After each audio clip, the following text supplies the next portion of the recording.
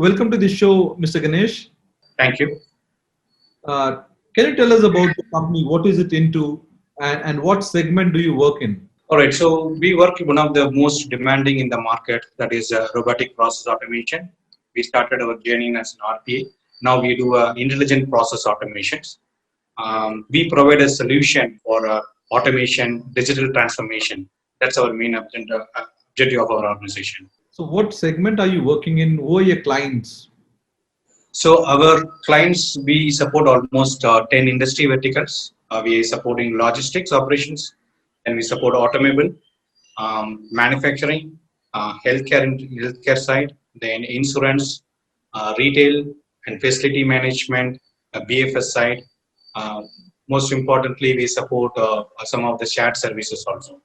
So, given that you work around 10 verticals, what kind of challenges do you encounter, and how do you overcome these challenges? Well, challenges is that the adoption rate in India on the RPS side is very less. That's the biggest challenge. We want to tell them what is an RPA. Some organizations think RPA versus website development. That's the biggest challenges which we are facing. That, but as a in India, the major thing is that like the industry revolution happened for a BPO and KPO, and we have abundance of opportunity in India. So when the organizations moving towards this automation journey, then India can become a very superpower in information technology. That's the only area where we are facing the lack of awareness of the RP adoption, and we are also mostly about the cost.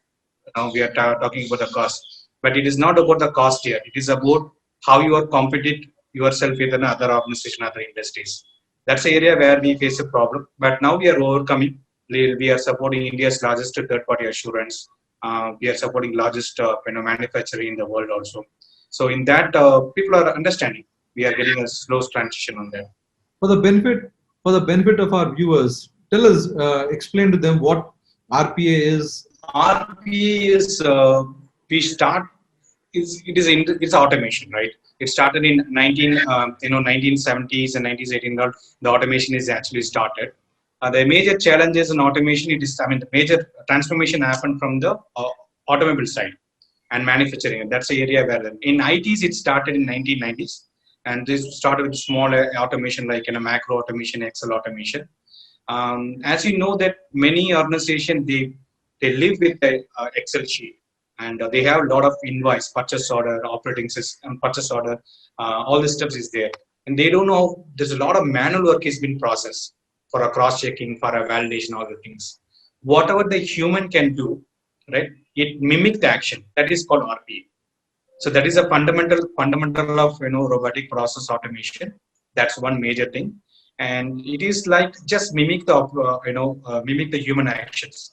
But now in last 2 years, it's called hyper automation. That's called intelligent process automation. Even the robot can take a decision like human, but not exactly like human, it can take a decision. For example, if you have this kind of combination, how we take a call, should I go to my startup TV, and what is this invoice is coming, what was the posting, this and all, human can take a decision. The RPA, the IPA can take a decision. That's the process which we are currently doing. One example now, for any claims we are doing in insurance, one of the major claims with that, the claims enrollment, uh, for a corona policy enrollment, it took almost for a 1 lakh policy we got it for one of our client, and if we want to automate this process, if we want to complete this process, it will take 3 months time with 100 resource. We did it in just 2 weeks time with the help of automation. The scalable is easily possible in the RPA side. That is commendable. That's really commendable.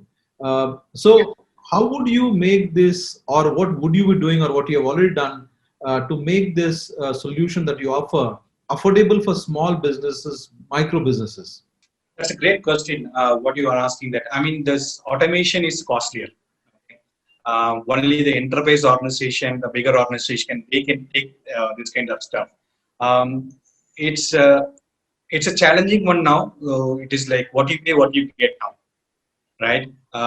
For We do have a couple of options that we are going with a managed service. What is managed service means? We don't The RPA has a couple of components. One is license component, then your implementation component, and the maintenance component. So license component have a recurring cost. right? And implementation may be one time. Maintenance component also is a recurring cost. So what we do means we provide as a end-to-end solution, like CTD as a solution we provide. So we just solve their problem.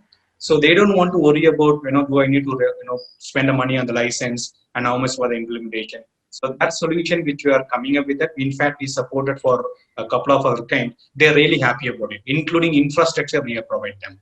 So with that, with minimum of 5 to 10 lakhs, they can start the automation journey.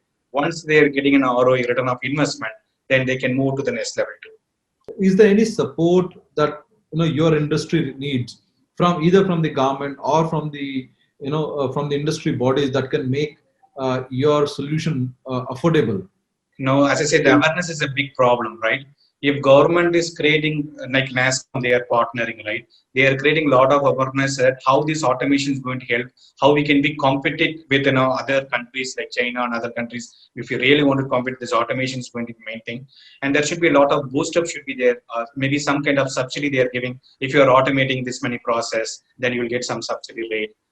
Then increase the mid-sized organization like us, where the investment is a big problem for us, where we have to do more lot of investment on the licensing part and the resource part, all this stuff. That's over here. And major challenges, which I say that skill development. But Nasscom is playing a vital role on that. They are partnering with a couple of our alliance partners like Automation Anywhere and UiPath. They're empowering many people going to the rural area to support. But that isn't like they're covering like 5 lakhs and 10 lakhs.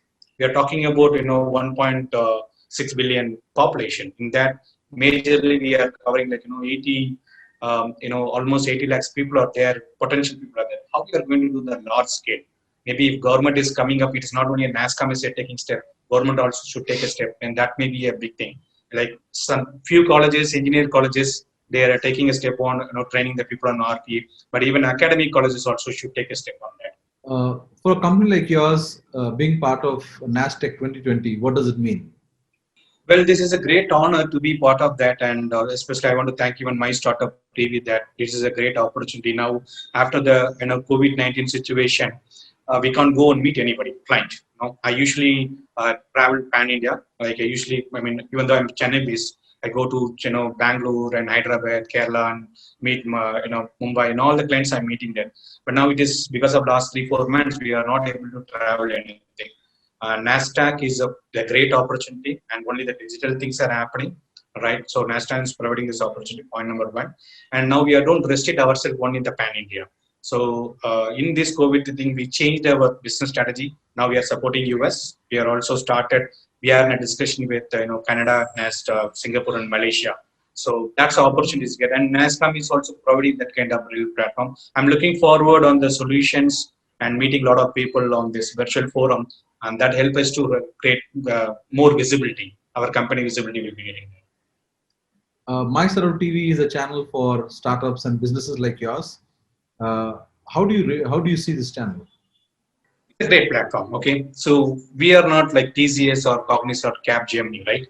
We don't have we are not afford to have that kind of branding or spending time for money for branding ourselves, right? But this my startup TV is a great platform. You are connecting people and you are helping, especially like MSME registered organization and those who want to go in a big way. You are creating a platform for us to not only on as a state in a pan India, you are helping us to reach entire world. So even sky is not a limit for using with the help of my startup TV. Thank you, Mr. Ganesh. Thanks for joining us, and we look forward to hosting you again in future. Thank you. Thanks a lot. Thank you. Good day.